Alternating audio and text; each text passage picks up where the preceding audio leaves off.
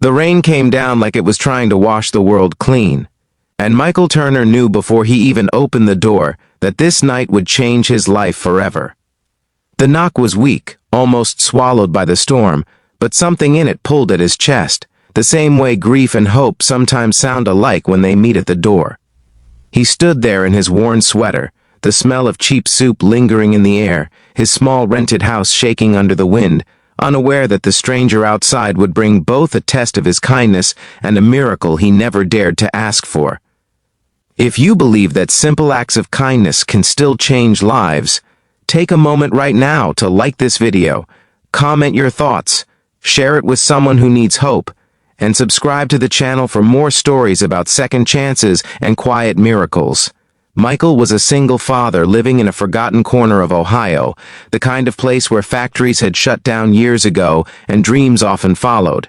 His days were a careful balance of exhaustion and love, working long hours at a tire warehouse and coming home to his 8-year-old son Noah, who still believed his dad could fix anything with enough patience. Money was always short, grief was always present, and the memory of his late wife lingered in the soft spaces of the house, especially at night. Still, Michael believed in doing the right thing, even when the right thing cost more than he could afford. When he opened the door, he found a young woman standing on his porch, soaked, shaking, and clearly lost. Her name was Hannah Brooks, a college student from out of state, stranded after her phone died and her rideshare never came. She looked exhausted in a way that went deeper than the rain, like someone who had spent her whole life being protected and had suddenly discovered how cold the world could be when protection disappears. Michael did not hesitate. He offered her a towel, a warm place to sit, and a bowl of soup that had been meant for tomorrow. The house was small and imperfect, with peeling paint and mismatched furniture, but it was clean and safe. Noah watched quietly from the hallway, sensing the seriousness of the moment, and Michael explained in gentle terms that sometimes people need help, and when we can help, we should. Hannah rested on the couch, wrapped in an old blanket that still smelled faintly of laundry soap, her breathing slowly evening out as the storm raged outside. That night was not filled with dramatic confessions or grand speeches. It was filled with silence, broken only by the ticking of a cheap wall clock and the distant rumble of thunder. Michael slept lightly in a chair nearby, his mind racing with worries about trust, responsibility, and whether kindness could backfire in a world that often punished it. Yet beneath the fear was a calm certainty that turning her away would have been something he could never forgive himself for. By morning the storm had passed, leaving the world washed and quiet. Sunlight streamed through the thin curtains and Hannah stood at the window, taking in the modest neighborhood with a look of wonder that surprised Michael. She thanked him repeatedly, her gratitude sincere and heavy with emotion, and explained that her father would be looking for her by now. Michael brushed it off, embarrassed by praise he did not feel he deserved, and began packing Noah's lunch for school, already thinking about the late bill notices stacked on the kitchen counter.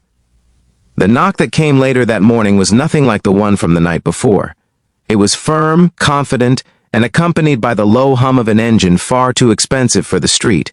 Outside stood a man in a tailored coat, his eyes sharp with worry and authority, flanked by a driver who scanned the surroundings with professional caution.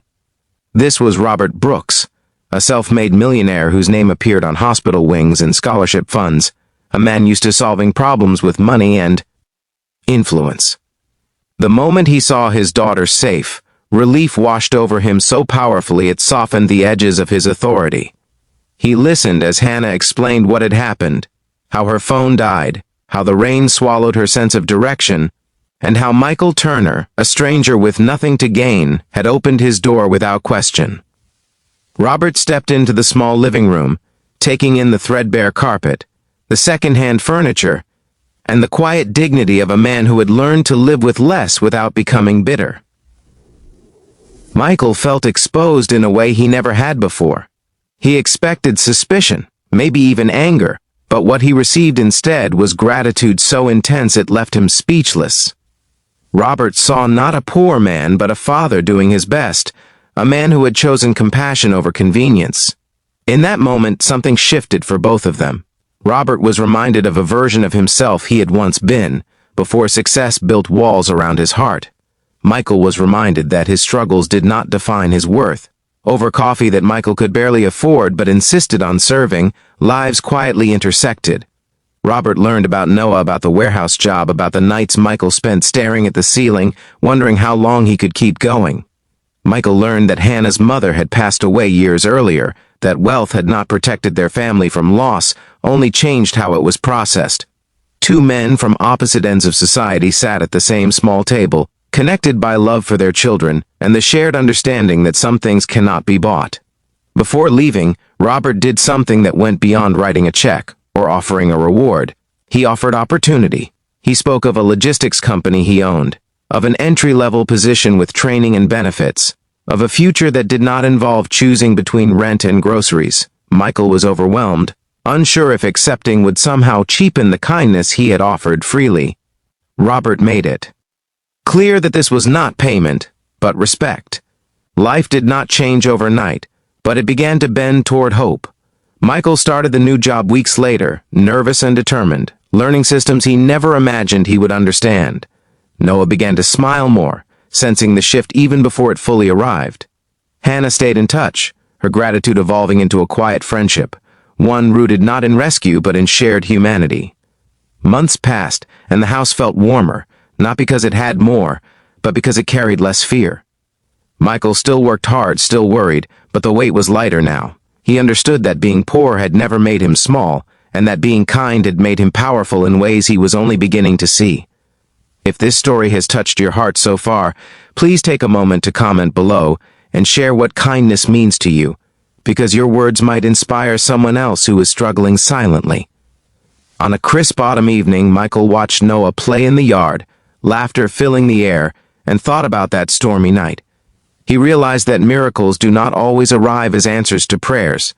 Sometimes they arrive as questions, asking who we choose to be when no one is watching. If this story moved you, if it reminded you that compassion still matters, please like, comment, share, and subscribe. Your engagement helps keep stories like this alive and reaching the people who need them most. And before you go, comment one word that describes how this story made you feel. Because somewhere tonight, someone is standing in the rain, hoping the next door they knock on will open.